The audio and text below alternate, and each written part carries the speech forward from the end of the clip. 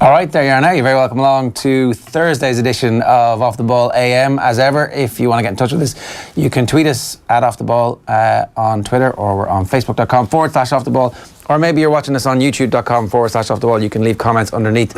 Owen Sheehan is on holidays, and so we've got Alan Quinlan instead. Morning, Ger. How are you? We're replacing his no caps with your, how many caps? 27 caps. There you go. Yeah, that's not too bad. There's a really busy morning of newspapers which we're going to get to, and there's loads to talk about. We're going to talk about Argentina, we're going to talk about Raj, and we're going to talk about what the team should be. And when I say Argentina, we're going to talk about the rivalry in the past. But before we do that, the lads last night were talking about team talks, and we'll play you this first, because this is Kevin Caban talking about an absolute all-time amazing team talk that he had from Phil Brown when Phil Brown was the manager at Hull. Have a watch. So give us the pros example, or the pros experience. Well, do you know, the one I honestly think some of the best team talks I would have had, certainly playing for Ireland, would have been under Brian Cody. Brian, I remember his first game, which would have been the Scotland game. Brian, before the game, he gave you a sense of what it meant to him to be manager, and tried to get that across to us, and what the history of the game has meant to him, how many games, where he went to watch the games, and what it meant to him as a boy growing up. And that came over to us. It certainly came over to me anyway, and what it meant to him. And you know, I think certain team talks kind of don't have the desired effect, but Brian, I felt, had a way of getting things across to us, certainly to me anyway, of what it should mean to be an Irish footballer, what it should mean to represent your country, and how proud he is and how proud I was. That's certainly what it was. The opposite side of that, I would think, certainly it wasn't necessarily a pre-match or even a half-time team talk. I remember one game we were at Hull, and Hunty can maybe come on and chat about this later on, I suppose. But we went. He was there with you. Yeah, Hunty was at Hull with me, and we went to Wolves. We played against Wolves, a Premier League game it would have been. 1-0 up at half-time, cruising. Phil Brown's cock-a-hoot. Phil Brown's the manager at the time. Yeah. He's just delighted with the first half performance.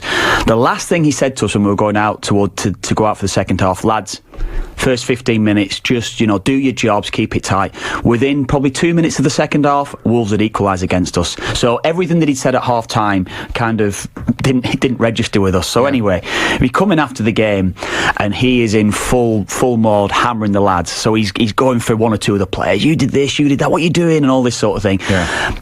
The only bit that I can actually remember from his whole team talk, is right at the very end, he said, lads, you lot go out and perform like that in front of me, the next England manager, lads, come on, not with you, shower of whatever it was. And that was the lasting thing that I took from that. And I'm sat beside Hunty, and I'm knocking Hunty on the leg, and I've got me head in my shirt, because I'm thinking I'm just going to laugh in his face when I'm hearing this. Honest to God, that was the last thing. That was the one thing that comes to me.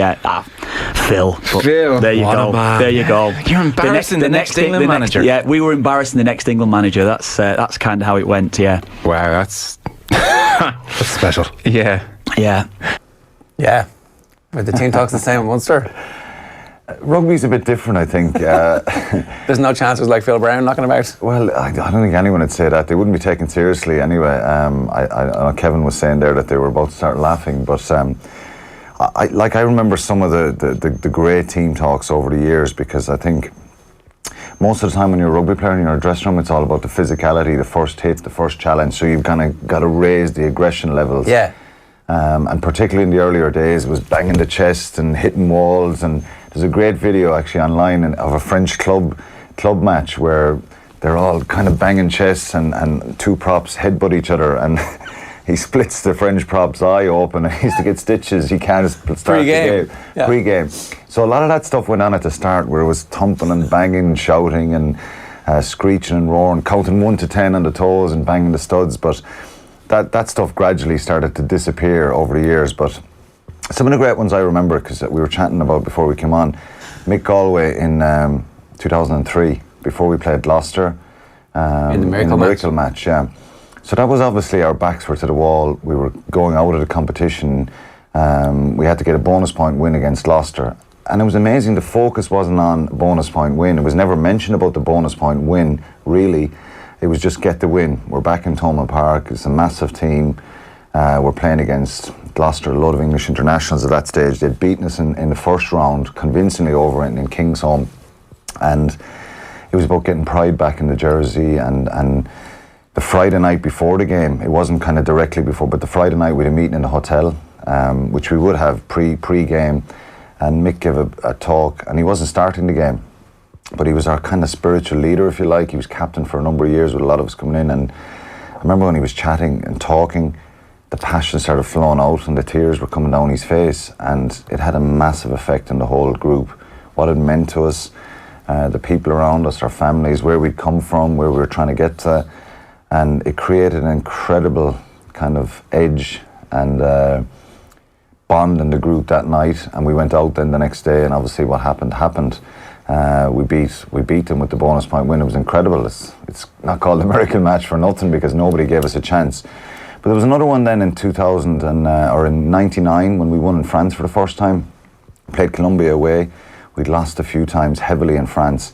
So one of our main goals at the start of that, every year when I played, I can remember, was win in France. You know, when you set your goals, win the Interpros, get to the knockout stages. But one of ours was win in France for the first time as a group. Any game. Yeah. No Irish province had won in France in the European Cup up to that point. So we went to Colombia, and there wasn't many supporters. There wasn't a big crowd with us.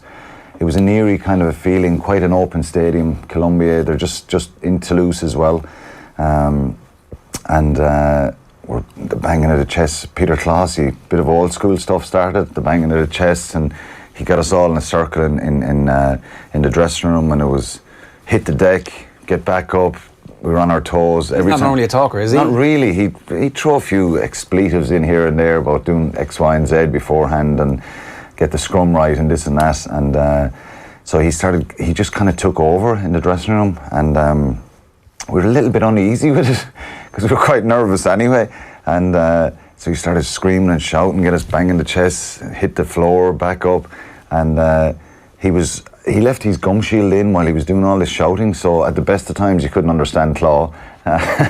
So he's screaming and shouting right just before we're getting to the point of we're all buying into this now, and the temperature is rising, and next minute the gum shield just splattered out in the middle of the floor in front of us all.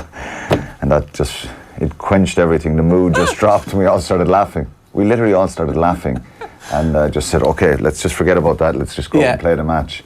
We went out and won that match 31-15. There you go. Won for the first time, so it was incredible. I remember Woody ended up playing prop at the end of the game. Marcus Horn got a breakaway try 60 yards down the field. Right. It was incredible. Jason Holland scored 2 tries. We won 31-15, and that was kind of a kickstart for some great days in the Munster shirt. A bit of stand-up comedy beforehand is actually better than the fist-pumping, chest-pumping. Yeah, and it kind of changed there then to rather that thumping and banging the walls and 25 fellas in the dressing room all on their feet doing the count and stuff like that, which would have happened because you were kind of trying to raise the adrenaline to more measured kind of team talks and keeping the energy inside. And of course Paul, he was an incredible talker, speaker in the dressing room. So I remember many times where he would have given us that talk. But we had so many kind of leaders in the dressing room who would sometimes be someone different every week. Yeah, it's true that looking back there were a lot of leaders, but also it's interesting to listen to O'Connell talk about that now, that sometimes he feels he went too far in the early stages of his career, got too hepped up, too physically into the game at the early part of the match, and that this had an impact on his injury profile, that actually he would have been far less injured if he had had the approach later on in his career where it was like, yeah, I'm going to kill the opposition today, but I'm going to do it over the course of 87, 88 minutes as opposed to in the first 15, and you go out there and you burst into stuff and it's like, actually, It's interesting about team talks and that kind of whole buzz, because we would have went out in those earlier days like literally banging our heads off the wall, and suddenly you're exhausted 10 minutes into the game. And giving away 3 penalties. Yeah, and something's gone wrong and you're like, God, all this hype is kind of, we're 10 points down or whatever. Yeah. So it changed then to more a measured approach. So how important was the warm-up? That we have an excellent warm-up, that we generate the energy and buzz in the warm-up, that we're managing our kind of energy levels. And then when we come back into the dressing room, it'd be more measured, it'd be more tactical stuff, like let's make sure early on that we defend really well. Right, it's their kick-off, so we got to focus on the kick-off. Let's win the kick-off in our half. We're playing with the wind or against the wind. As opposed to trying to kill somebody. Let's put it down the field, make sure our defensive line comes up and we get some territory early on. it never changed the fact that because rugby is a physical game, you want to get into the game early. So who's going to make the first hit? How are we going to be in that first collision area, the breakdown and stuff like that? So it did change. And guys then started to self kind of motivate, and you manage your own energy flow and stuff like that. So I would have been like Paul. I would have wasted a lot of energy screaming and shouting and, you know, getting really hyped up, and suddenly you're in the game and you're kind of waning a little bit. It's like, so it changed over the years to more of a measured approach. But then you have Croke Park in 07, wasn't it? Yeah. When Paulie is just like, literally, there's days like that where you're just going, this is how we're playing, we got to do this. Today's the day. There's a bit of history here, lads. Yeah, you know what I mean? There is days like that. And that's fair enough, but you can't do it every week because otherwise you die. You don't, and the games are different. Like, you know, 06 final against Biarritz, we lost in 2000, 2002, we had all the semi-finals losses. So in 2000 we were certainly way too emotional against the Northampton. A lot of the boys speak that. We had a meeting the night before, everyone in the room had to speak, say what it meant to them. There was tears flowing out, like this is dream come true, we never thought we were in this position. And emotionally we kind of lost a lot of energy. Whereas 06 we're in the dressing room and we're now kind of saying words like, we're good enough, we're fit enough, we're strong enough, you know, more kind of positive affirmations, if you like, and it made a difference. Well, it does, because in the end you can see that it's the cleverness of the team that wins. Like just the little nudge in the scrum, that's when Stringer scores the try, is that the second one? Yeah, that's when Stringer scores the try. But look, there's still definitely a place in the dressing room before you go out to go, what does this mean to us, and we're gonna do X, Y, and Z. Of course there is. It's finding that balance. Find that balance that you kind of trust the guys around you, that they're up for it. You don't have to say, I don't have to say, Ger, you know, are you up for it? I know you're up for it. I look in your eyes, and sometimes it's just a couple of positive words that are said. We put the work in, the sacrifice, whatever, and then you go. Yeah, we deserve to be here. Well, I'm going to give you an opportunity to head along to this Ireland-Argentina game. It's a complete sellout, but we do have a pair of premium tickets thanks to our mates at Susie Street, based on the corner of Fitzwilliam Place and Leeson Street. They've given us a pair of premium level tickets to the sold-out Ireland-Argentina Guinness Series match in the Aviva this Saturday, the 25th of November, with a pre-match lunch for two at Susie Street as well. All you have to do to enter is share the OTB AM stream on Facebook or retweet it on Twitter, and we're going to announce the winner before 9 o'clock. So coming up on the show today, Kenny Cunningham, back by popular demand after his command performance yesterday, is going to join us a little bit later on to talk about the Champions League action and also his top 5 Sandra Bullock movies, because he's been thinking about nothing else for the last 24 hours. If anybody has any suggestions for him, you can get in touch with us here. We'll talk about the Ireland-Argentina rivalry and the Ronan O'Gara situation. He's definitely going to New Zealand now. That's confirmed in the last 24 hours or so, although I suspect that our guest here might have known about it a little bit before that. Brian Cody's been speaking with Oisín in St. Kieran's in Kilkenny, talking about the difficulties they had last year and also some of the difficulties that he expects with the new system this year. And we also have part 1 of a brilliant feature-length interview with David Goff that I think you're going to be particularly interested in, some of the stuff that we're getting into in that. Really interesting stuff from David Goff, and I'm looking forward to that. That's coming up on today's show as well. As ever, if you want to get in touch, tweet the show at Off The Ball, text us, don't text us. That's a waste of money because that's going to go to the a different organisation breakfast show. At some point I'm going to stop saying that. Right, let's take it to the newspaper headlines. Various newspapers today, leading with the football last night and also the rugby this weekend. We're going to start with the Irish Times. I'm going to start with the Irish Examiner, sorry. The Irish Examiner leading today with the Ronan O'Gara column, and also talking a bit about Rob Kearney and how Ireland's defence has changed since Argentina absolutely annihilated us in the World Cup quarter-final. That was the Les Kiss era. This is a very different era at the moment under Andy Farrell, and also that Brian Cody stuff, talking about the new hurling structures and how it's going to have an impact on the injury profile of big squads. Next on to the Irish Independent again, the Ronan O'Gara story. I guess we're just really massively fascinated as a country with O'Gara and his ability to just go out there and do different things. So that's the main story there. Richie McCall back in that. Good story from Rory O'Connor. He's also got a different Ireland team from Jerry Thorney. We'll get into that in a couple of minutes' time with Alan here. The Times Ireland edition, again, Ronan O'Gara, Brian Cody, and a story that the Irish cricket organisation have asked the World Cup if they've rather asked the International Cricket Board if the World Cup can be expanded so that Ireland would automatically qualify now as a top-ranked test nation, which might be one of the best ways to help develop the sport here. And then the Irish Times are leading with the Manchester United story last night on football. The Irish Daily Mail, do I have the Irish Daily Mail for you here? I'm not sure I do. So we've got, so there you go. Basil Fawlty, the best headline when it comes to the Basel won Manchester United last night. It's the same headline in the English Express as well. United Basil Fawlty is the story there. Thanks for that there, Basil Fawlty. And then Schmidt to recall big guns to take down Pumas. They have a suspicion that the team is going to be the exact same team as the team that faced South Africa in the first one. What are you hearing about the team? What do you reckon is actually going to be the team for this? I think earlier in the week I heard talk James Ryan might start ahead of Devon Toner. I don't think that's going to happen for the simple reason I think Devon Toner has done nothing wrong and he runs the Irish line-out well. James Ryan is a really exciting prospect.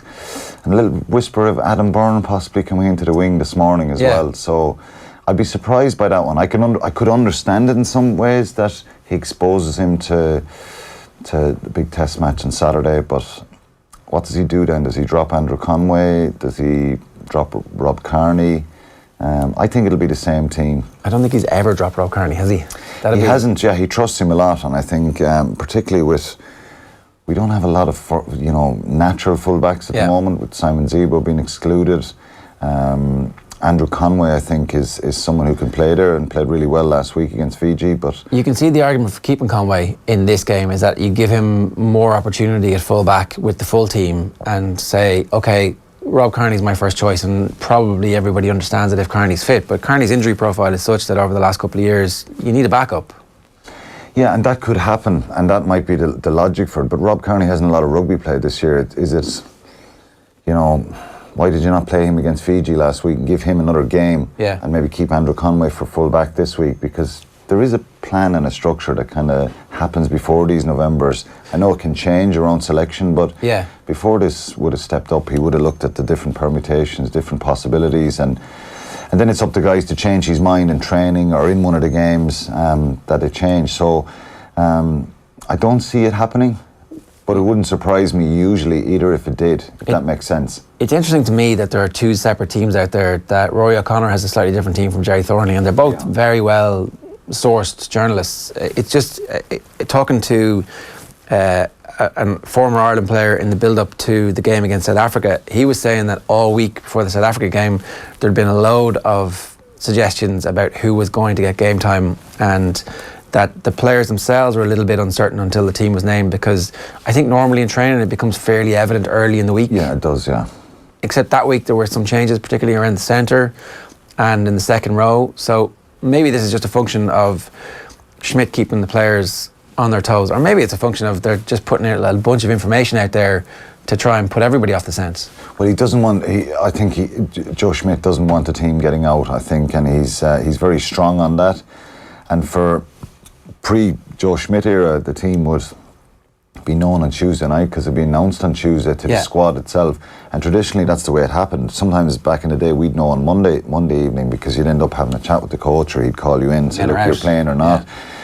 Usually you'd know Monday night, so we train Tuesday morning with the starting team, and inevitably it gets out. People tell their families, God, I'm starting this week, and someone hears, and I think some of the journalists obviously tapping up the players and stuff like that, and it happens. The players ring their agents, and the agents are in touch with journalists, and also wherever the source is. But I do wonder if maybe come Six Nations time, a bunch of different teams get put out to put England off ahead of the final game. Yeah, it can happen, and I think when you have a real competitive squad that's not the obvious one, that there's maybe a couple of positions, I know there's probably 8-10 guys guaranteed and most teams, but if you've 3 or 4 or 5 kind of undecided selections, particularly in the back row, there's a lot of options. Back 3 now, it can be rotated around a little bit.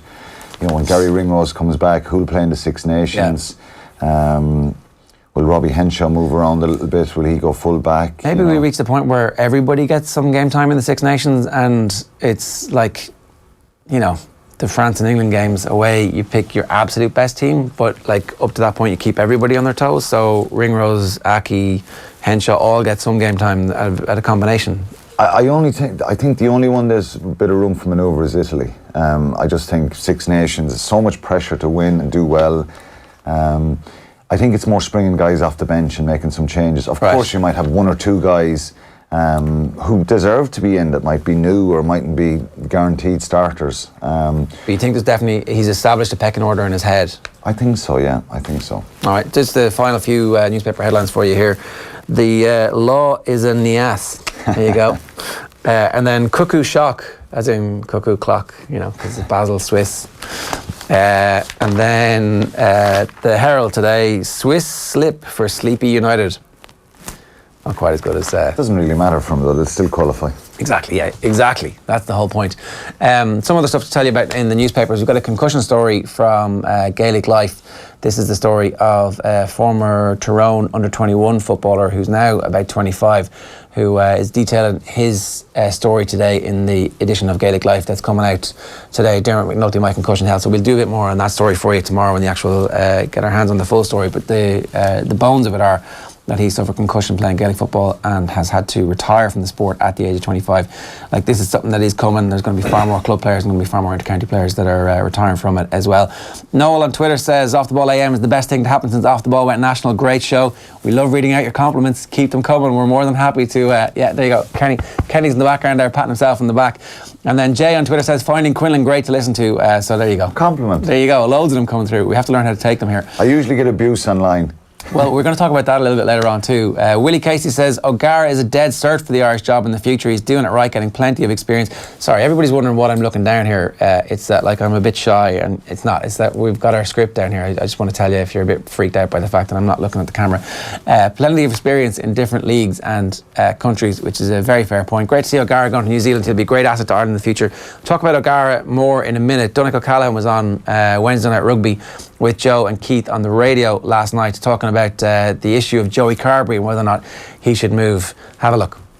I can see both sides of it, but the point there is that Ross Byrne is playing 10 for Leinster this year in those games that Johnny isn't playing. So I think both sides of it are quite right. I can 100% see what Eddie's saying, and I think it's right. I think he is a 10, and I think he needs to be playing there, whether it's a case for Joe Schmidt to go to Leo and say that I want to see him in those games where he's not playing to maybe leapfrog over Ross. But, you know, you could understand why Ross would nearly be upset then, because he's been playing quite well. So I think it's really interesting to see, could we use the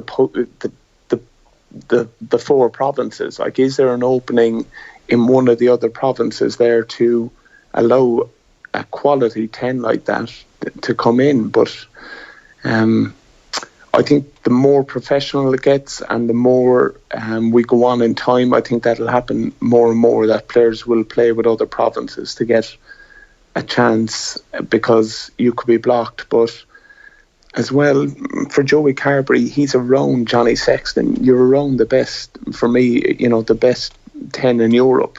So to be able to train with him, see what he does.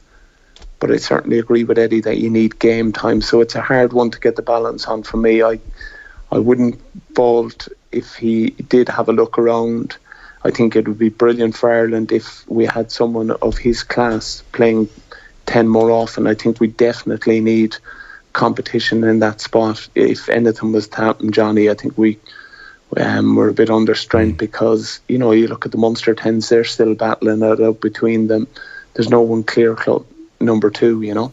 Shit stirring was what Keith Wood said. Eddie O'Sullivan was doing world class shit stirring, he might have even said. Look, I'm absolutely 100% biased when it comes to Joey Carbery, because he's from Athy, and it's like one of the best things that's ever happened to our town. It's like this world class superstar.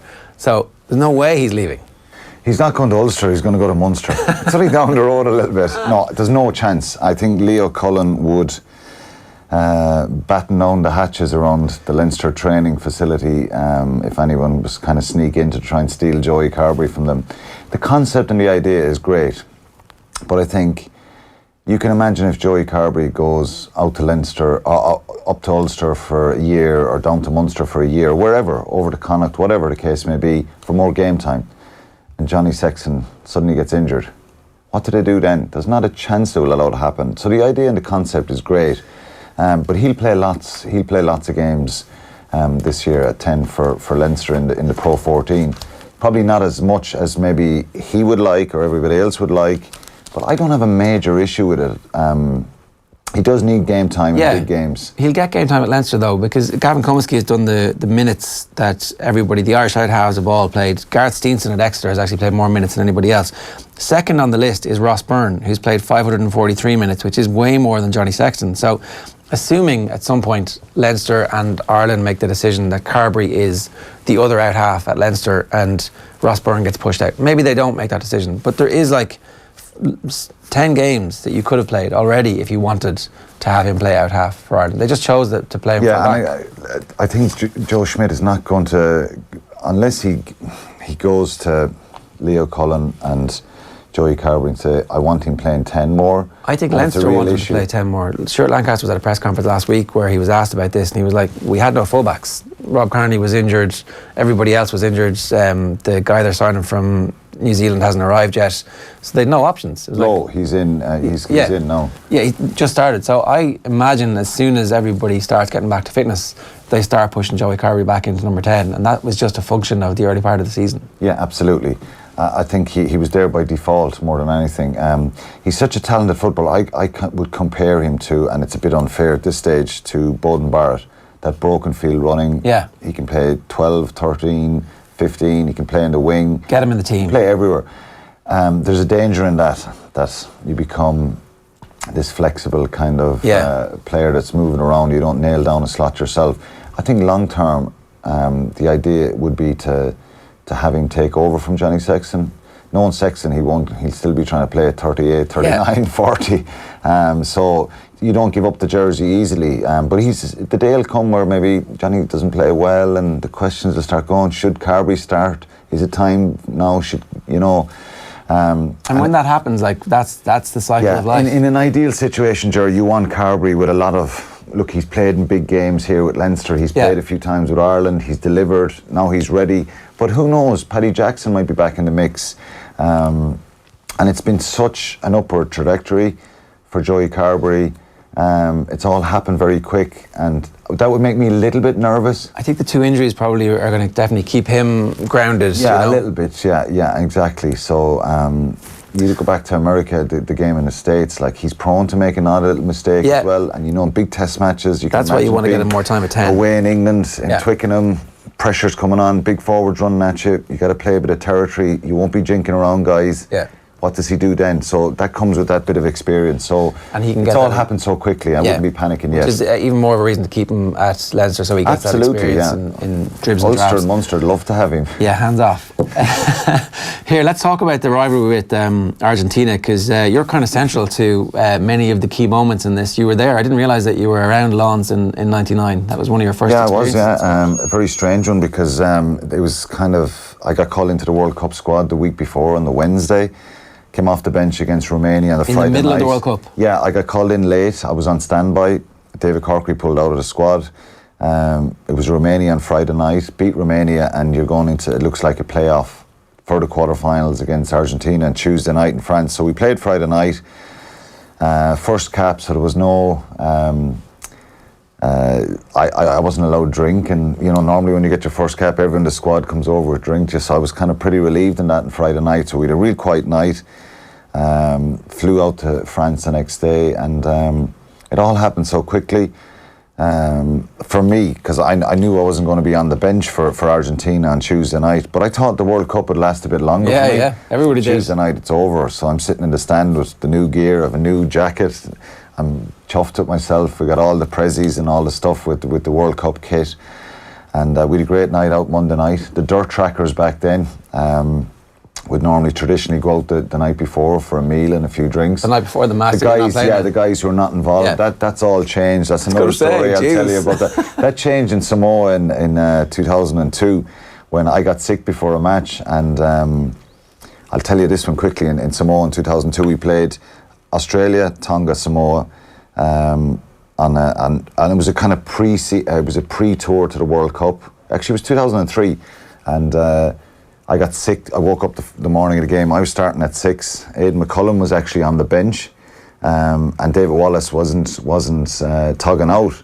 But the boys went out the night before, and they kind of lasted a bit they long. had a few drinks, and it was 5-6 o'clock in the morning. Hey. So Wally, and it was quite sunny and hot in Samoa. So Wally's down by the pool with the sunglasses on about 11 o'clock, trying to nurse his hangover, and he gets a bit of a shake in the shoulder from Eddie, saying, "By the way, you're on the bench today."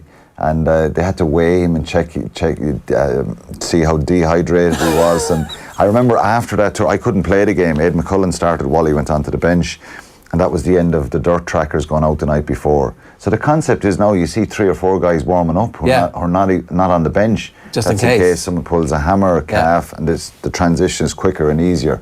But 99 Lons, we had a great night out on the Monday night, and then Tuesday, disaster. I think it was more the shock of what happened, because Ireland were favourites in that game. But Argentina were nobody really at that point. Yeah, but I think they believed they were somebody, and that's the key when you play Argentina. Even if you put them in up against the All Blacks, away from home, they believe they're going to win. They just have this spirit about them and this confidence. It's not a cockiness. It's a real fight. It's kind of like never say die attitude, and they believe they're going to win and can win. They did that night. It was a shock to everybody else, but not to them. What was that dressing room like afterwards? Gatlin's in charge. It was the eeriest dressing room I ever witnessed in my life. So I'm not in there with the adrenaline rush and the emotions going everywhere. I'm usually disappointed, of course, from an obvious point of view. But it was the eeriest dressing room I was ever in after a loss. I think it was just utter devastation, because there was financial implications. It meant Ireland would have had to qualify for the next World Cup. Oh, yeah. You know, world rankings. Real negative story for Ireland. We wanted to get into the quarterfinals, and that would have been back in Dublin against Australia. I didn't know that. It would have been, and it would have been brought back memories of 91. When, Gordon Hamilton's try. Gordon Hamilton, all that stuff. So it was a great opportunity there. Australia went on to win it, of course, and they were a very strong side, but that was utter devastation. So in 2003, then we go to the World Cup in 2003.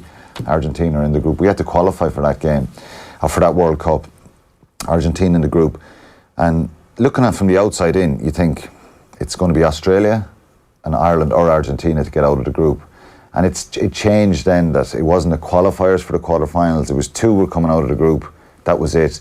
So you play your pool matches, and the top 2, top one gets a better seeding. Yeah. And whoever finishes second plays probably the stronger team. So I think Australia played Scotland in the quarters. Yeah, and we played France, which was a tougher match, obviously. But the pressure going into that game in 2003 was palpable. Everybody could feel it. It was spoken about all week, and spoken about probably before we went to the World Cup as well. And we won that game 16-15, and the relief after that was just massive. And what's that dressing room like?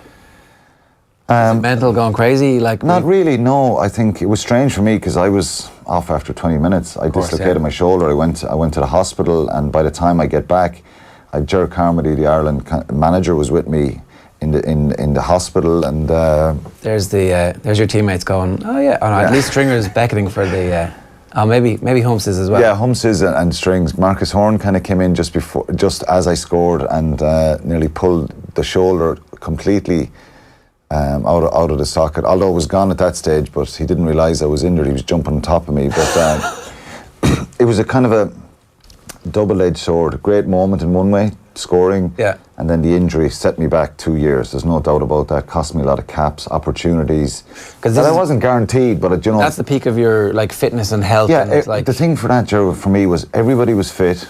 It was myself, Simon Easterby, and Eric Miller played that day, I think, or was it Victor?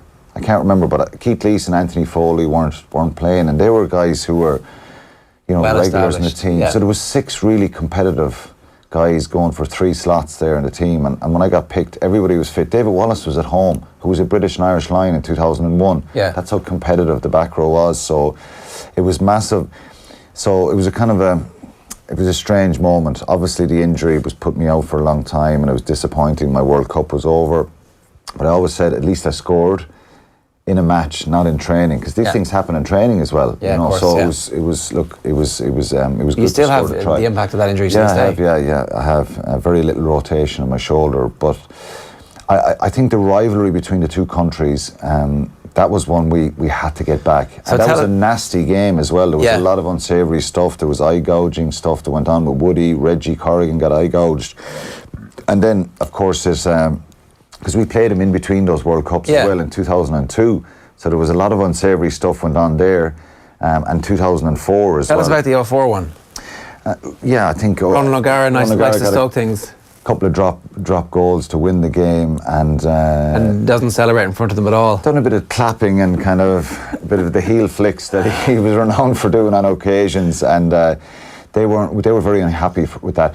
And there was a relationship between Contepomi and O'Gara and a bit of a narkiness that had built up. It's just simmering to bubbling up. And there was a few nasty incidents in the game. Ledesma dropped a knee on Gary Longwell after a couple of minutes. He had to go off injured. A lot of late tackles. And the great thing that we always hear about rugby is that the two teams put the violence on the pitch behind them, and they go off and they have some drinks, and they all realise that the game brings them together, right? That's what happens? Yeah, we're all in Annabelle's about 2 o'clock in the morning, and there's a standoff. There's literally a standoff, and it's guys are taking off the jacket. We had the blazers on, we're taking off the jackets, rolling up the sleeves and saying, who's going to throw the first punch here? And it didn't happen, thankfully, but there was a nastiness and a narkiness there, and that continued on to 07 in the World Cup. Did somebody stop it? I think, you know, it was conversations they would have had. Like, I never liked Ledesma because I thought he was a bit of I thought he was a troublemaker on the field, off the field. Sure, they thought the same about you. Absolutely, and this is the impression you get as sports people. We can all be troublesome on the field or narky, and sometimes we give the verbals, but you're a different person off the field. And I found that with Ledesma. He was one of the nicest guys you could ever meet and have a chat with, have a beer with, and that happened in 07. What happened in Annabelle's though? How did the fight, how did that come? I think there was, they'd taken insult to Rog kind of celebrating, and it was supposed to be a bit of goading that went on, and they were the gouging and the knee dropping is fine, but don't say anything to us or celebrate a win. Yeah, that was just part and parcel of it back then. There was citing commissioners were kind of non-existent. It was only a case of if you cited somebody, you went to the citing commissioner and said, well, this happened in the game, I want you to look at it. Nowadays, obviously, they're independent. Yeah. They don't need anyone telling them what they should and shouldn't watch.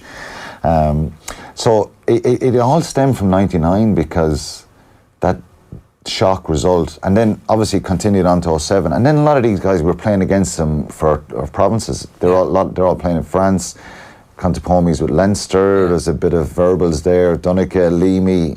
In one particular game in 05 down in Cork, he was taking a penalty in front of the goals. He missed it. He claims that Donica and Leamy were giving him while he was taking it. So all that stuff kind of added to this, and it continued a little bit of a snowball effect to 07, where the kind of talking had stopped, and they had a very good side, and we had a bit of a disastrous World Cup. We struggled against Namibia at the start, got the bonus point win, but didn't get the bonus point win against Georgia. Nearly lost that game. He nearly lost it. Only Leamy kind of stopped him scoring a try right in injury time. We then lost against France, so we ended up having to beat Argentina to get out of the group with a bonus point win, which they'd started the tournament beating France, and they'd got bonus point wins against Namibia and Georgia, and probably wasn't going to happen. It was a tall order. Yeah. And again, a few little kind of patting on the head and a few remarks after that game, and it seemed to die down a bit because a lot of those kind of older guys were the rivals. Yeah, kind of. And they weren't that good. We didn't anymore. play them in 11, and until the last World Cup when they obviously hammered us again. They only hammer us in the big games, it turns out. Yeah, but kind of that nasty edge was gone out of it. It was more, just they were better than us. They were better than us. A lot of new young players, and they developed some fantastic players, and going into the Super Rugby Championship, bringing all their players back home. And again in 15 I found that everybody was shocked and surprised bar the Argentinians, because I remember I went to an event the night before in Cardiff with some Argentinian players, and they were very confident, and I was kind of surprised. You think you're definitely going to win? They were like in no doubt. We had Felipe at the 3 Arena, and he was like, I don't know, we had like 4,500 Irish people going completely mental. We're going to go and do this. And it was like, then we went, no Sean O'Brien, no Peter Mahoney, no Paul O'Connell. No Tommy Bowe, no Jared Payne. Yeah, it was like, Tommy Bowe came on in that game, but I think Jared Payne was the biggest loss, and we kind of exposed around those wider channels. Yeah, out and around the 13 channel, and that was a problem. And he was seen as a bit of a marshal defensively, an outstanding communicator. We're going to beat them this weekend, though, because it's not the same Argentina team. I think so, yeah. And we should actually put a bit of a mark. I mean, we beat them. We tend to beat them whenever we play them in November really badly, and then it ultimately doesn't matter if we end up beating them in the World Cup because they're just a different beast. I don't think it's going to be easy. It's going to be quite difficult because I think they see this as a really important end to their year, and they've struggled this year in the Rugby Championship. And this is one alarming stat that's come out. They've had 50 long haul flights this year. Yeah. 50 long haul flights, and it does have an effect, and they've spoken a little bit about that during the year. So I think they want to finish in high, and Matera said that at the press conference. Pablo Matera is an outstanding forward. He was brilliant in that game in 15. Yeah.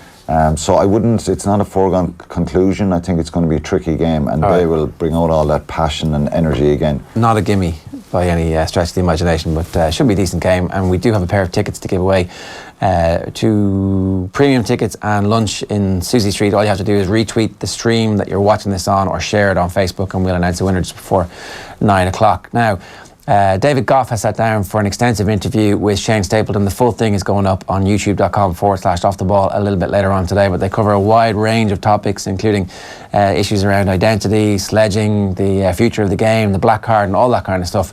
Have a look. Here's the first 5 minutes of it. I'm David Goff. I'm a member of the Slane GFC Club in Meath.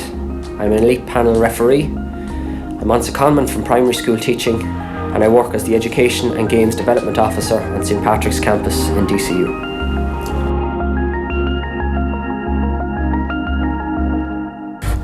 Recently, Conor McGregor used the word faggot. Were you offended by that? I don't know the man, so to say I'd be offended by it would be a bit rich. It was an unfortunate choice of words. He should know better as a role model in Irish society, more than Irish society, but worldwide society, to so many young people and fans in his own code, that he shouldn't use language like that. I wasn't offended by it, but I certainly felt a little bit let down that he felt comfortable in himself to use language like that.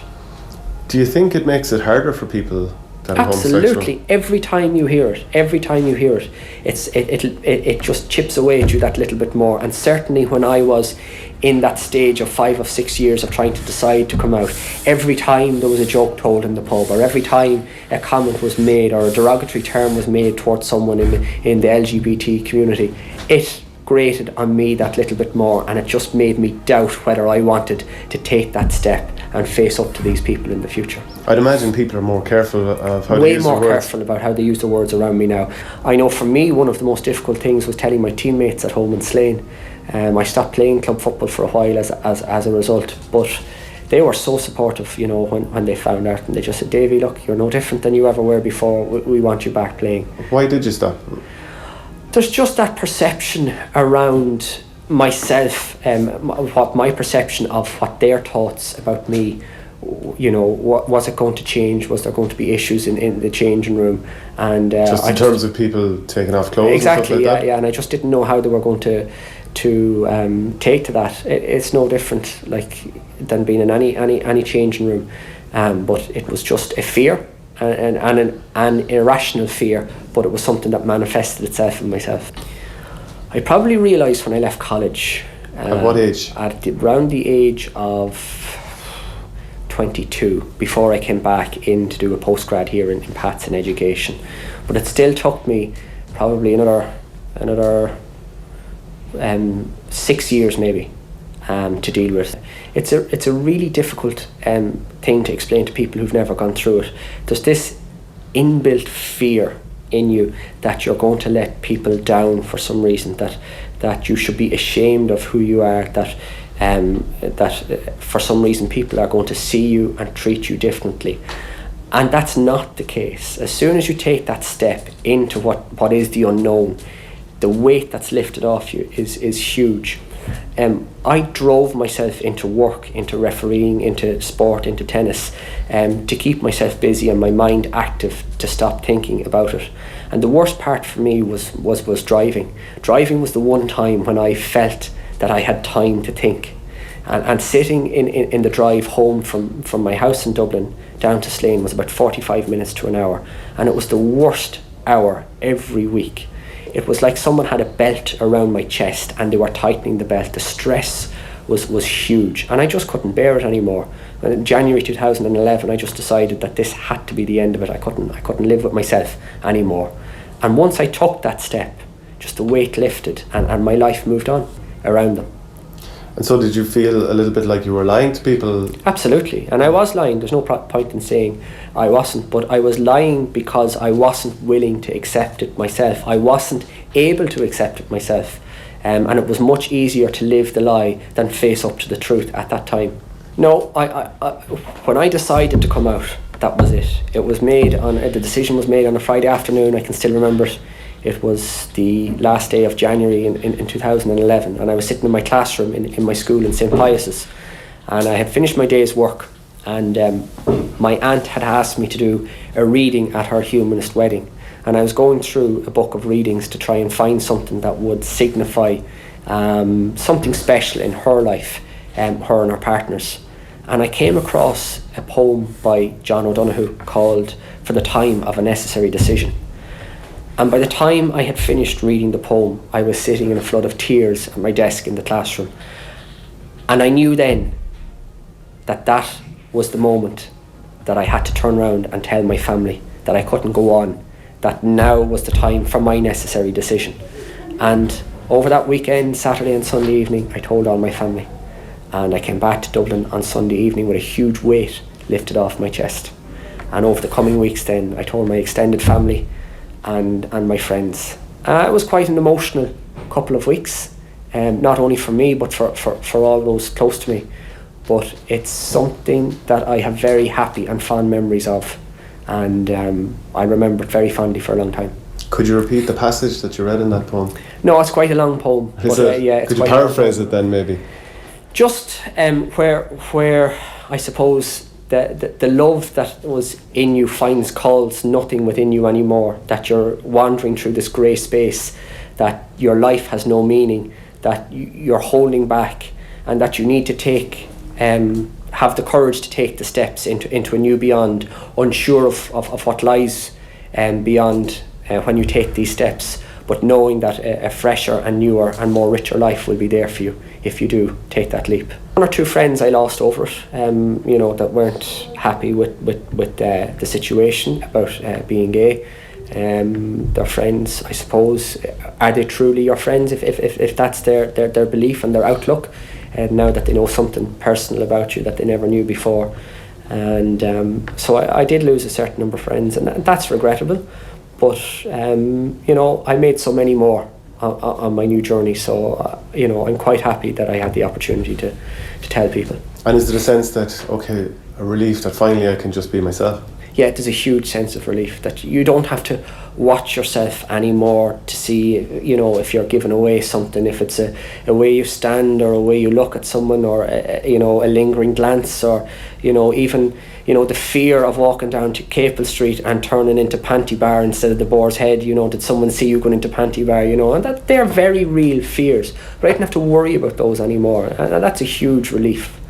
For anyone. But you'd imagine, do you think there are a lot of gay people involved in GA that are yeah, there has to be. The stats just don't add up. Yeah. But as I said, I know the very difficult and personal journey I had to go on to get there, and I'm sure different people are on different paths in that journey, and whether they decide to take that step is each to their own.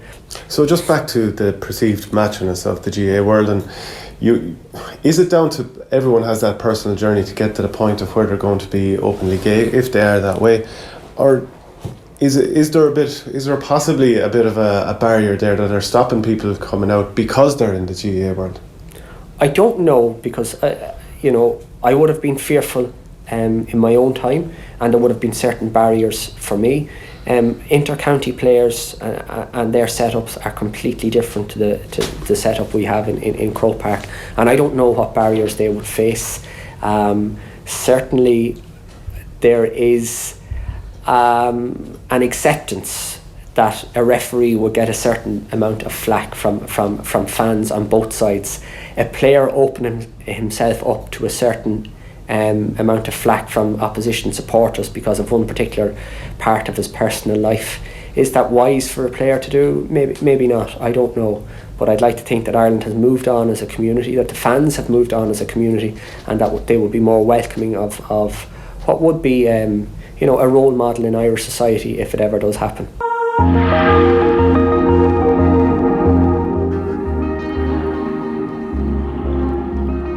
Yeah, so that full interview is gone live on YouTube today, youtube.com/offtheball sometime around noon. Really fascinating stuff from David Goff, and the lads are knocking it out of the ballpark when it comes to putting those together. So great piece, Chair. Yeah, really and really piece. important too as well. Absolutely, kind of stuff, absolutely. Gets talked about.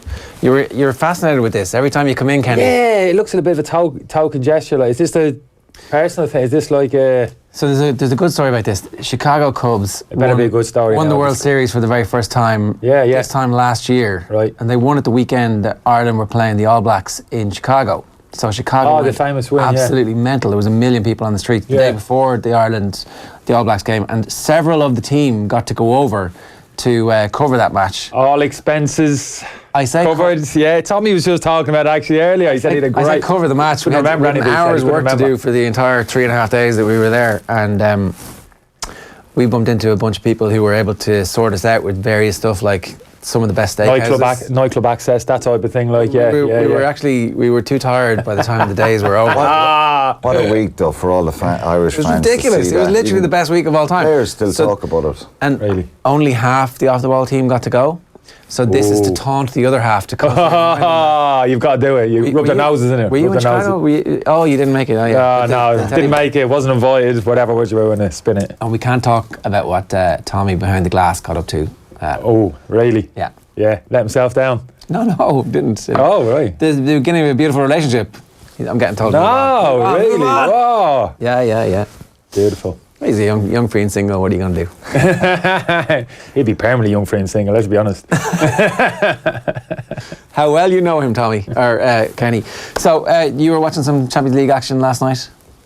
Yeah, double header last night. Watched the Chelsea game early on over in Carbery and United away to Basel. Obviously, both of them in strong positions going into the games, but yeah, fair play to you. Yesterday, on the basis of the back page headline in the Racing Post, I was like, United are going to coast tonight, because that's exactly what the Racing Post said. And you're like, no, hang on, it's not going to be all one-way traffic for. Yeah, they're a funny side, like no comparisons like rugby wise, but there's certain teams, even Switzerland as a country. I mean, we've a bit of history against Switzerland. Myself personally, when I played, like just couldn't get past them. Like, you look at the team, no individuals jump out. So you look and you think they can't really hurt us these. And the same is true, I think, of their club sides. Yeah. Basel in particular, never had a huge amount of individual talent that went and played at top European clubs or anything like that. You know what I mean? But always caused problems for teams who went there. Traditionally, even English teams, Chelsea, I think, Liverpool, even. I know Arsenal won there last year, but difficult. A team that just kind of hangs around in the game. You feel as if you're in the ascendancy. You should put them to bed, but it was a must-win game for them as well, because they're still. It was. It's neck and neck. Yeah, absolutely. It was a massive game for them, absolutely. But first half, United very comfortable. Bossing possession, playing within themselves. Didn't create a huge amount of chances. Probably only few. Couple, 2 chances. Lukaku 1v1 and a Fellaini header. But apart from that, comfortable. I think Marina would have been very comfortable watching it, thinking, right, let's just up the tempo a little bit second half, a little bit more clinical when those chances arrive. Hadn't looked like conceding, and it's kind of in the bag. But of course, the game's changed very quickly, and obviously the attitude is a little bit different from the Basel players second half. Just kind of up the tempo a little bit. United lost a little bit of rhythm to their play, a couple of substitutions, and all of a sudden, before you know it, it's Basel were on the front foot. A lot of chances they had. Yeah, a lot of sustained pressure, and that was the worry from Manchester United's point of view. Pogba went off the pitch. When he goes off, United don't play. It's as simple as that. We've seen that the last 6 weeks. Ball goes from back to front, becomes crash bang wallop. That's fair enough. But the surprising thing was our possession of football, how open they were. Shouldn't be that surprised really. Herrera was playing at the base of midfield.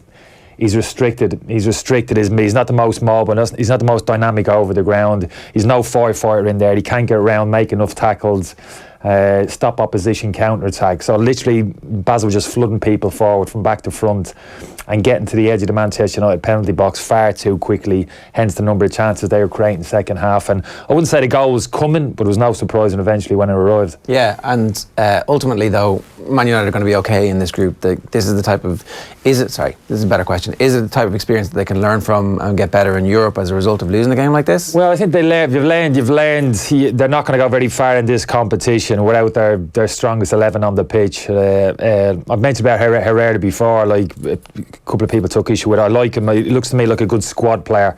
Good kind of person, type of fella you want around, good attitude, kind of heart in his sleeve, that type of fella, but not good enough in a lot of respects. Technical ability, his athleticism, like I said, can't get around the pitch quickly enough. For me, he's not quite one thing or another.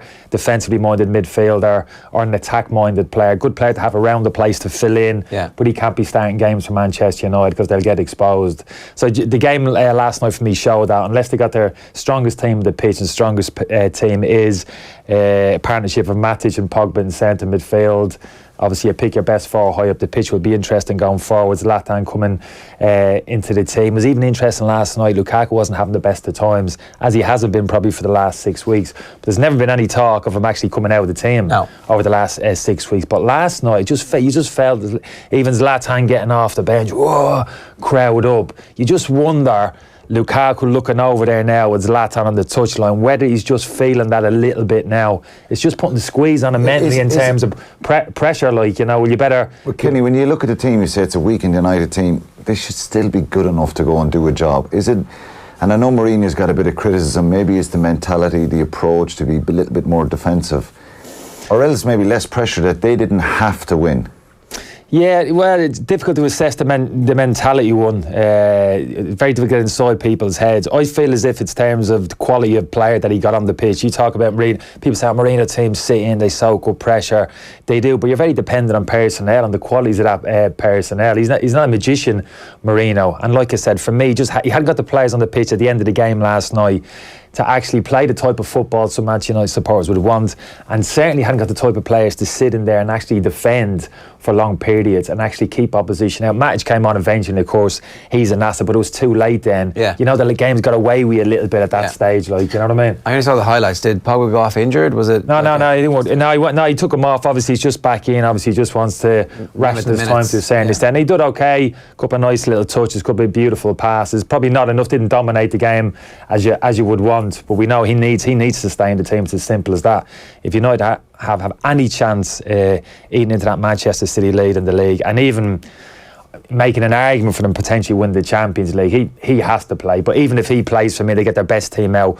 Personally, I still think they're short. I think Mourinho knows it, and he knows he needs another summer transfer window to put that right, get 1 or 2 more players in to get them up to the level where he feels as if they can really genuinely challenge Manchester City and even win this competition. They're getting there though. They're definitely way better than they were this time last year.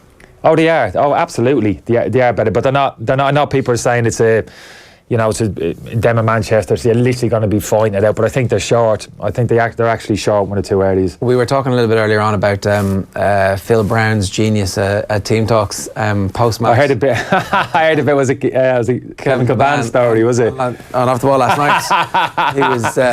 That's like it's a great story. Like Phil Brown, there's a few stories going around about Phil Brown. He addressed the whole crowd once, didn't he?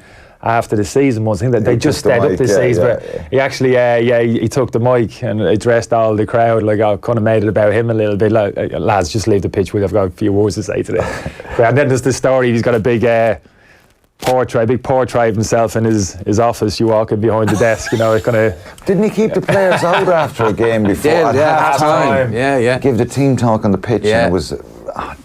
uncomfortable stuff even watching it at the time, wasn't it? I think that's like that's an ego thing, Alan. Really, it's making about himself, because as a player, you're totally uncomfortable. You're on the pitch, people, cameras watching. You're totally compromised. You're humiliated in terms of exactly. Yeah. You're totally conscious of what's going on around. That shouldn't be the case. Like, should be you, your teammates, and the manager putting things right in the dressing room. You know what I mean? You're free to say what you want, etc., etc. So you're totally compromised on the pitch. You kind of made it totally about trying to be different. I'm different. You know what I mean? I'm thinking out of box here.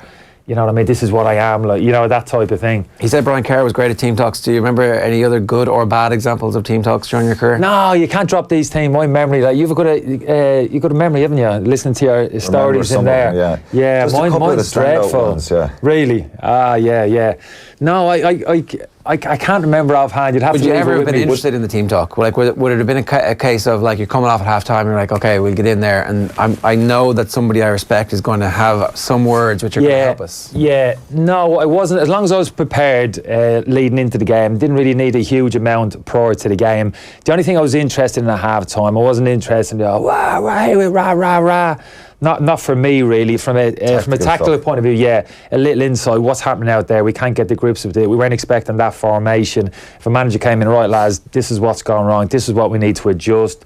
Boom, boom. You need to slide across. Get yourself 10 yards higher up the pitch. We're showing them the wrong way. This is it. But I'm all over that. I would engage in that, but not so much. I'd tune off a little bit in terms of manager coming in. That ain't good enough. You think you're boom, boom. No value whatsoever. Like, that would literally kind of pass over. Would it be player driven? I was saying to Ger, and the rugby dressing room is there's still a little bit of.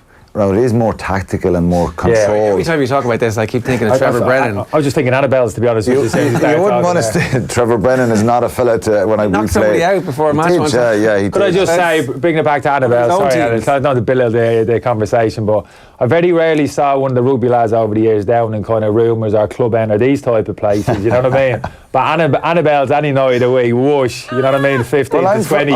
I'm from Tipperary. I was coming up to Dublin playing matches and living in Limerick, and it was just spoiled, where are we going tonight? And here we go, free into Annabelle's. A little bit of a superior attitude to the rugby lad. It was Annabelle's or nothing.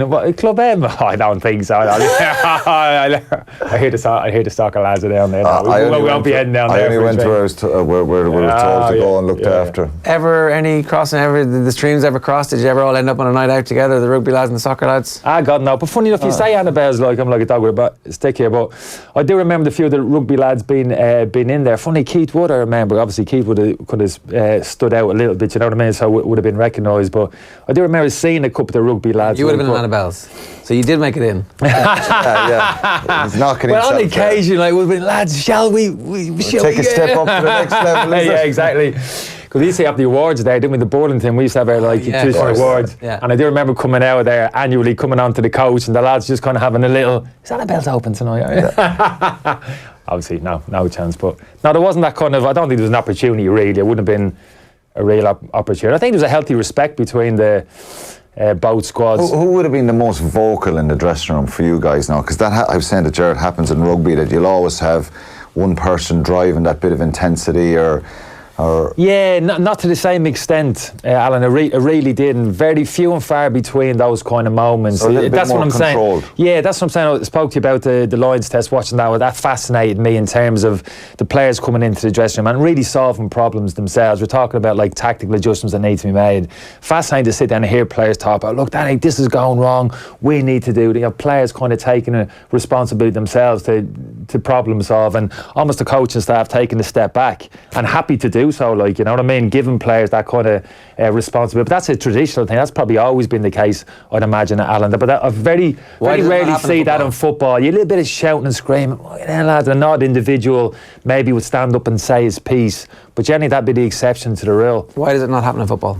Why is it not the culture? I don't know. I don't know. It's not the culture, to be honest with you.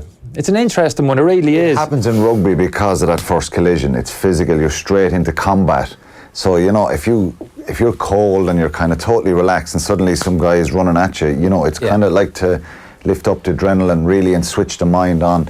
That's why it always happened in rugby, that we had the bit of hustle and bustle in the dressing room. And did Roy Keane speak in dressing rooms, in Ireland dressing rooms? No, Roy wouldn't have spoken a lot either. No, Roy would have been very, very quiet in the dressing room before and after, like, you know what I mean?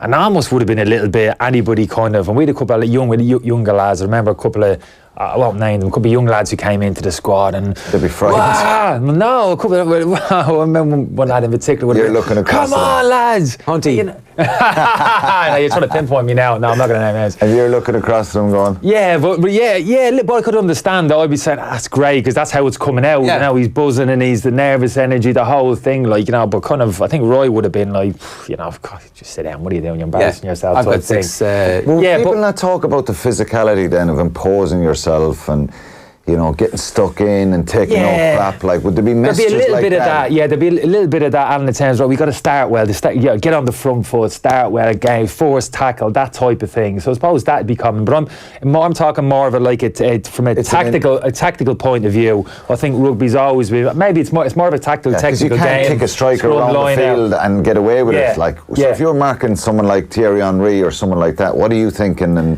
how are you getting yourself ready? Not just tactically, but how are you switching yourself on to be... Yeah. Well, that's very much an individual thing, I think, isn't that something which you prepare yourself? We're all different yourself, you know, the night before, even I mean, myself, I'd say visualisation, I know it's a bit of a cliche thing people use the last couple of years and stuff, I mean, but I used to that a little bit night before the game. I didn't know what, it wasn't a term for it then, like, but I would literally night before, I head on the pillow, Roy, who am I up against? Him. Yeah, I know he's predominantly right-footed. He likes that little drag back, but pace, well, I've got to give myself 5 yards. He's too quick for me, that type of thing. Get him facing the other way, he's not good. All of those little things. Would you ever be thinking about giving him getting on the front foot aggressively? I never used to physically. What if you're marking Duncan Ferguson? So, right, okay, you're marking Duncan Ferguson. Just came into my head before he said it. That's weird. Natural chemistry here. So he's aggressor. He's going to be standing on your toes. Yeah, but he was hard. He was hard. He was too hard for me. Yeah, well, you stay away from him. That's what I used to do. I didn't used to engage women at all. Because I used to think, look, I can't get into physical drag you into it. Yeah, because he used to grow. Some players love that. They actually grow. It really kind of focuses them there. The game actually improves. Some players, you get in their head, you disrupt them, and their head goes like they lose it. But there's certain players who actually focuses them and actually gets more out of them. And Ferguson was those players I wouldn't have known him like, all right, Dunk, how's it going? All right, how's the body? Because he used to struggle a little bit. So it would have been the opposite with Ferguson, the all way. And I'd take a few off him. He'd leave one on. You wouldn't care who you are, how nice you were. But I'd just suck it up. I'd just suck up a Ferguson and actually keep away from him. So kind of almost let him have possession and not engage physically with him. Because I knew I couldn't come out on top. I couldn't physically impose myself on too many centre forwards, Ferguson in particular. So it would be an opposite approach. But at least I would think about it. It wouldn't be a case of I'm frightened of him, I'm going to keep away from him. That's unbelievably intriguing now for me to hear you say that because of the culture I'm in where it's hit, first tackle, get your that would be the case retaliation in first, that kind of attitude in rugby, because it is so much for but there's very few rugby players you could have physically intimidated. There would have been very few rugby players you would have said, like, let's get at him, hit him, and he'll wilt. Just because of the mentality, like the culture you're talking about. I don't know. Football's different. A little bit, like, really, you know, a little bit, but not much. If there was an old half who didn't like to tackle, you'd be trying to get the back row at him early on. That'd be the exception, though. He misses the tackle. In football, there would have been certain lads. First scrum, who gets the nudge there, psychological battles. But it's interesting that... What about Shabal, who obviously had this reputation as this fearsome guy who you guys, like, completely annihilate from the first kickoff in... But tactically, as Kenny is saying, that's important. So someone like Shabal, if you kick the first ball to him in a kickoff and he catches it, and he runs back and knocks 2 or 3 fellas over, he's suddenly in the game. So you're thinking... He gets the first ball, we got to be right in his faces. It happened against Munster v Sale in Limerick where he catches the kick-off, Rog leaves it hanging. He gets picked up by 3 or 4 Munster fellas. The whole forward pack running over, stand on him accidentally, and it's a turnover or a penalty to Munster. Like, they're massive moments. Like someone like Victor Kostler, who was a great mate. Victor was brilliant on the front foot because he was so powerful. He was like 18.5 stone, really quick over the first 10 yards. So we're thinking when Munster play Leinster, if Victor gets a bit of momentum early in the game, he's going to dominate. Whereas if you take away that momentum and space, but but you've got to be switched on. So if Shabal runs at you and you're kind of half-hearted, you're back in your backside. So it's but there's a real logic to what you're doing there, and it looks on the TV screen, looking at it, looks as if it's out of control, big rush, stamping on people. It looks as if, but there's an element of control. There's logic to actually what you're doing there. But our dressing room, Kenny, is Shabal this, Shabal that, the first tackle. Who's going to hit him? And you know, fellas are nearly jumping out of their skin to say, I'll hit him. He's not going to run over me. That's an example of where the emotion works. Yeah, it does work. Yeah, it does work. Yeah, it's interesting that. Now, I'd be like, obviously, I've done my coaching badge, but I've done a little bit of coaching, not too much, but it's what I enjoy. But in terms of that type of reaction, that kind of, you know, firing people up before the game, you're talking about, let's get out of the side, let's get at him, kind of really kind of, not like you're out of control, like, you know what I mean, but your emotions are high and you're really kind of fired up. Now, kind of, I worked... Bit of a red card after 5 minutes. Yeah, in football, exactly. So you got to be careful. Yeah. Now, I'd be taking the opposite. I was looking up to work with N19s like a year or so ago for a period of time, and I would advocate like a different type of approach. That, you get the Ireland jersey on; it's a natural thing, particularly younger players. It's a different game, though. Well. You have to. But I'd be like trying to temper those emotions. I'd be trying to bring the lads down, because I'm saying, look, before you know it, you go out with that type of attitude, first 15, 20 minutes, you're not in control, you're not seeing things clearly. Before you know it, the game's 20 minutes in, and you haven't really started. So I said, we need to bring it down. We need to bring it down. You need to be in control. We need to get into the game quickly. You need to have those clear pictures we spoke about yesterday in your head. And very quickly, we need to play our way into the game. We can't afford to sacrifice 20 minutes of the game until we emotionally come down to a level where we can literally, right, now we're ready to play. And are you asking them to think tactically in a way that maybe you wouldn't have been asked when you were 19? It's like... I wouldn't say I wouldn't have been asked, but I think there was tradition. That culture we were talking about. Experience. Yeah, absolutely. Like, but it's that happy medium between, even getting yourself... do you ask your players to feed information back to you? Like, what are you seeing out there? Like, what is it actually like for you why are they overloading this midfield? How is that happening? Are you talking about that kind of stuff? Yeah, it would be. Well, that's what, before your preparation I'm talking about in terms of working with the different units, even individually players. You talk to the group as a whole, you give them the information, this is what we're going to do, boom, boom, boom, and you look at the group and everybody's nodding, oh yeah. Yeah, and some people are getting, you're looking at some players, see it quickly, very good. Others, absolutely, I'm thinking, I'm not sure. So that's when 20 minutes after the meeting, you pull them on the corridor, you're sitting down, look, just want to make sure you're clear about that, boom, boom. Oh, actually, no, I didn't. Oh, right, so listen, this is what I was saying. So you just need to clear that. So that's what you're basically doing, so everybody's individually, collectively is kind of set. So you have to implement that as soon as you go onto the football pitch. And I think traditionally that hasn't always been the case. It's been crash, bang, wallop, couple of yellow cards. Oh, we've got red. That's a shame. But there you go. It's over. It's completely changed. Exactly. So I understand that, and I find it intriguing that's that different approach, but I understand that it's the right way. I think rugby as well is so broken. There are these set pieces that we can actually sit down and have video to teach, like the set pieces and the teaching opportunities in football, because it's such a fluid game. Granted, there are corners and there are goal kicks and the keeper will have the ball to roll out, but that happens over a much longer period of time and the ball is in play for much longer in soccer, that there are so many of them that it can look like it's a difficult thing to break down into small parts that are actually going to be useful when you're teaching. And maybe that culture isn't there. It's like, let's get everybody out and try and build patterns and shapes over the 90 minutes as opposed to a minute here and a minute there. Yeah, that's changed greatly. In terms of, even now, in terms of the analysis tools now, they're not the rugby lads are using. Even half time now, the kind of technology is there. The Prozone stuff. Yeah, but even at half time, you have your sports science lads up in the stand, the analysis boys. They're actually pass great. Completion and all that. You see that Jordan Henderson did 55% of his passes were complete. Yeah. Isn't it? But I'm literally talking about actually cutting clips from the first half, processing them, sending them down into the dressing room. So when the manager gets in there and the players actually sit down and you're literally saying, look, lads, this is what's going wrong. It's one thing verbally telling people and them nodding, I think I know what you're saying. I'm trying to get a picture. And actually throwing 3 clips up straight away. Yeah. This is what I'm talking about. Have a look. This is exactly what's happening now.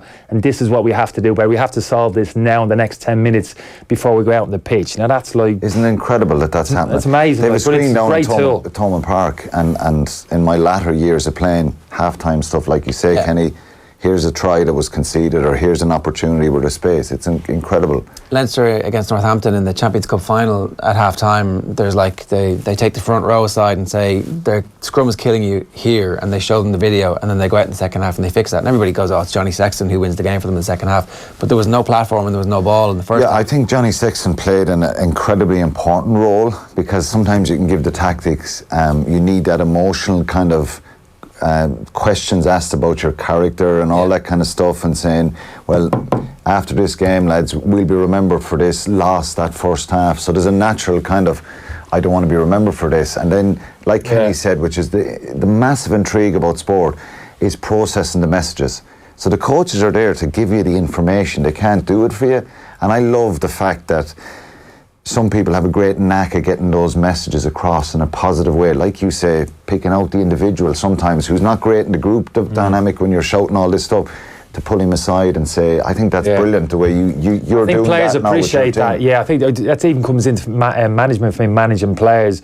That but not shouting at them, kind of giving them confidence. Confidence. I think it gives confidence. The fact you actually spend some time with a player in a 1v1 situation. Can I just ask you a personal question here, right? Would you not just get back into coaching and use all this information? I've never got out coaching, Jer. What cheeky you? Well, like, are you not wasting telling us this information? Wasting in here like talking to you. Exactly, yeah. Is this not something that you actually have? Oh, well, look, that's out of my hands. Look, I'm getting on now in years. I'm 46 years of age now, but I still have an ambition. Yeah, I still have an ambition to coach. Like I said, I've dipped my toe in a couple of times. My last experience with the under-19s, and I really enjoyed it. Particularly the kind of the interaction with the Ireland setup. It's different. It means more, to be honest with you, and it's great.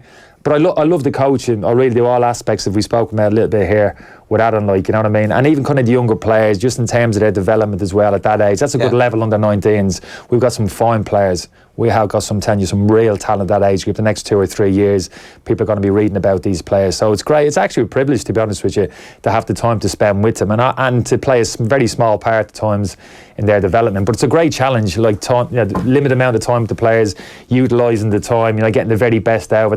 That's really challenging, but it's great. I really enjoy it. So it's the international, it's that type of coaching. It wouldn't be a full-time coaching? No, but they're different challenges, aren't they? Club, international, from a coaching perspective, totally different challenges. But I must admit, I do like the attraction of the internet, the kind of 6-7 days together. Getting them in there, real kind of intensity. Having to really prioritise the work. But it's great. You've got them 24/7. Clubs that disappear 2 o'clock in the afternoon. Gone, yeah. Yeah, and the international, you've got them there all day. So you got them in the hotel. The kind of analysis stuff that we're talking about, little one-to-one reaction. Little chats. Yeah, exactly. Like, you know what I mean? It's great. It's more intense. You know what I mean? It kind of really matters. The players really engage with it. So I really enjoyed it, even for the short period of time. Yeah. Okay. You were saying that you were listening to Kenny talking about the rugby pundits recently.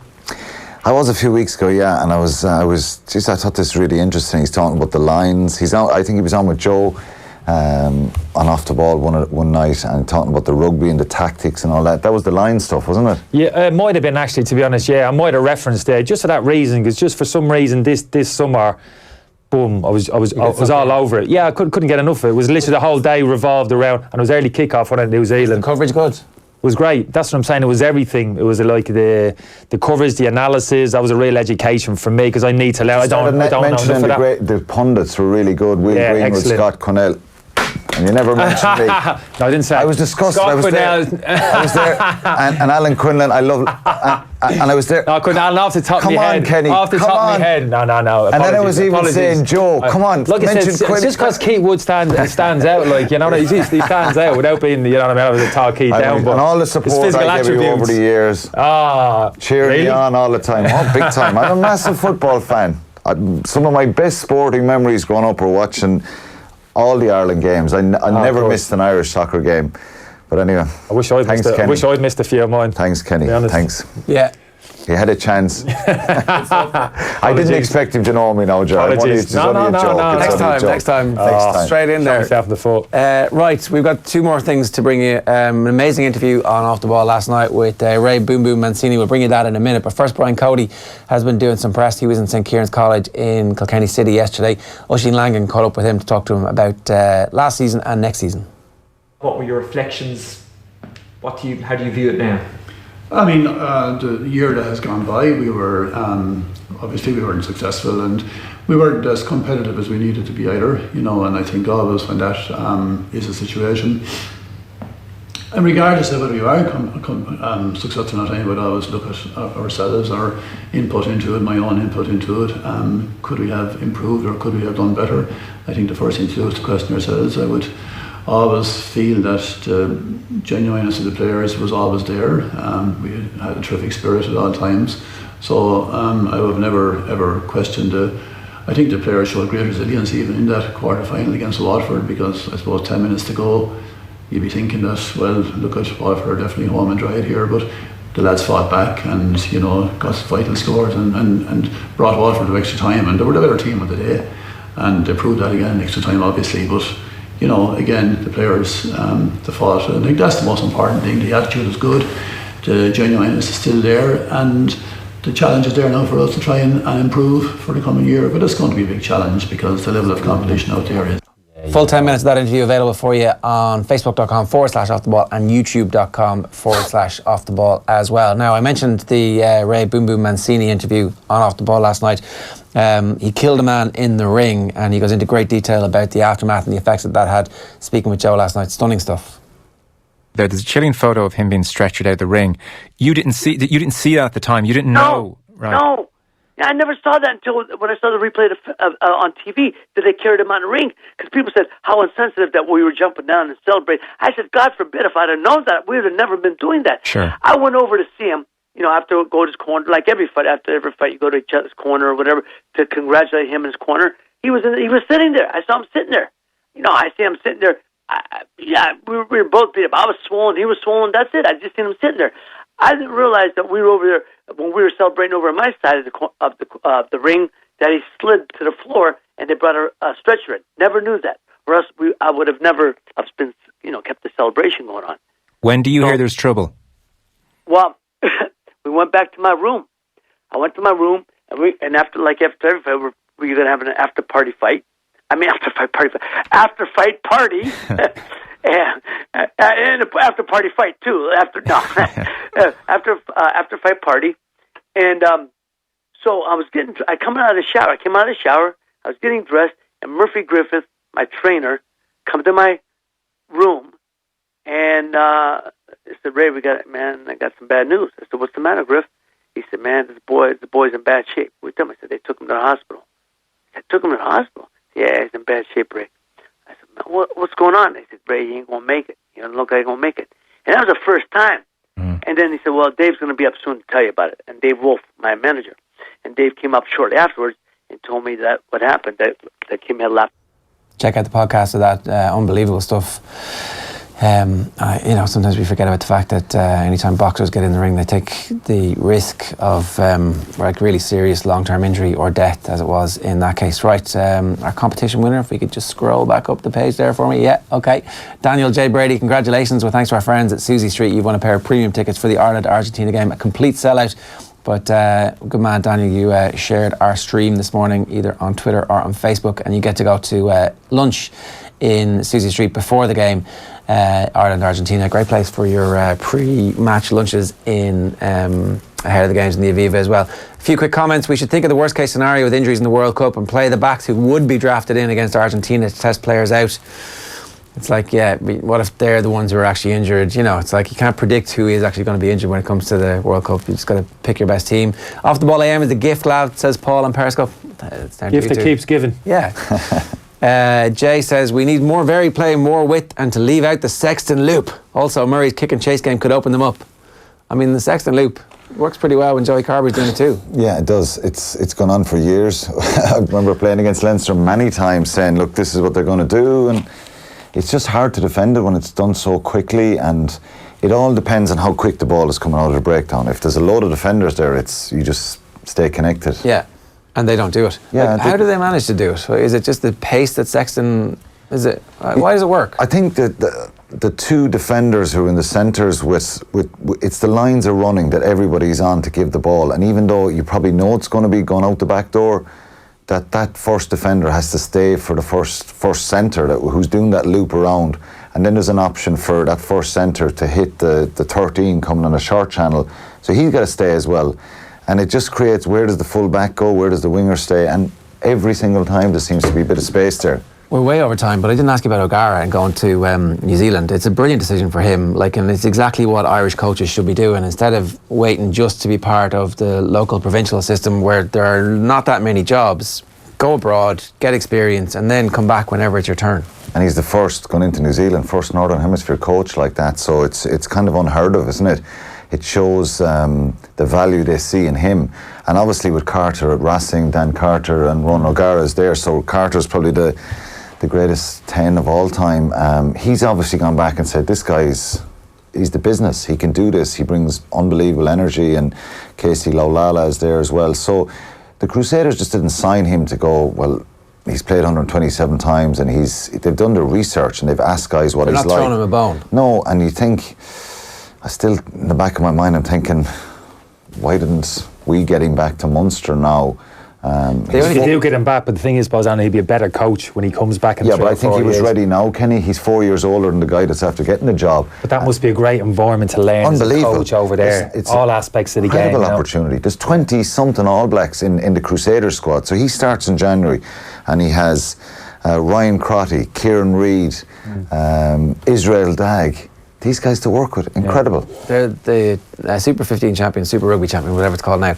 And the other thing that he gets is he gets to see and prepare for every team in Super Rugby. So over the next 12 months, he's like scouting that guy, scouting that guy, scouting that guy. Oh, you could be qualified to play for Ireland. So like suddenly, and doing analysis on him as well. So for the future, if he does coach Ireland, or if he's coaching one of the provinces, or he goes back to France and coaches, he's seen all these guys firsthand, inside out. So I think it's a massive one. Financially, it won't be as rewarding, but to have that in the CV, it would excite any player. It would excite any player. Something that Irish football coaches need to start doing as well is like getting out of the Premier League and the New Zealand, the football bubble, but like going to Europe and having a bit of time in Spain and a bit of time. No, I think so. Absolutely. I don't think the opportunities afford themselves really to too many kind of ex-players. Well, you might say you need to be more proactive yourself and things like that. Learn the language and go out. Without a doubt, from a coaching point of view, purely our coach's head. And it's not just about, it's not as if they play a different type of game, but it's all aspects of the preparation, the physical condition, things like that. You about Australia, New Zealand, but they were always streets ahead over there. The sports science aspect. Absolutely. And there was no coincidence when that began to take off in England. It was because it was a huge amount of Australians and New Zealand lads in the sports science. The sports science in Australia around the Olympics and all that, and they were driving it. They were driving that change in England. People from all over the world going to Australia. Yeah, so we got to get out there and see the world. Embrace it. You can imagine a lot of coaches go and spend a week in 2 weeks in New Zealand every year. The clubs are constantly having guys coming from France and the UK and Ireland. They're open to it. They're very open around sharing. Sharing. Jared's doing it like that's trip in Chicago. That was a purely professional thing, driving that. He's a better broadcaster. That was a recce mission. 4 days he spent over there. We saw that there was like an open brick studio where they were doing the morning show on the internet. We were like, there might be a future in this. That's great stuff. Thanks very much for joining us today. Just a couple of quick bits of housekeeping for you. If you are still chasing tickets for the Ireland-Argentina game, check out the Off the Ball social channel. That's Twitter, Facebook and Instagram.com/Off the Ball for another chance to join us at the Aviva Fan Studio. That's this Saturday for Ireland against Argentina. On tonight's Off the Ball on the radio, the sex abuse scandal that has rocked US gymnastics. It's Thursday Night Football with John Giles, and of course it's Thursday. That means it's going to be Graham Hunter on the football show as well. Off the Ball AM is back tomorrow morning at 7:45 a.m. Johnny Ward is going to join Adrian Barry in studio for that one, looking ahead to all the weekend's football with Nathan and Kev as well. Good luck. We'll see you later.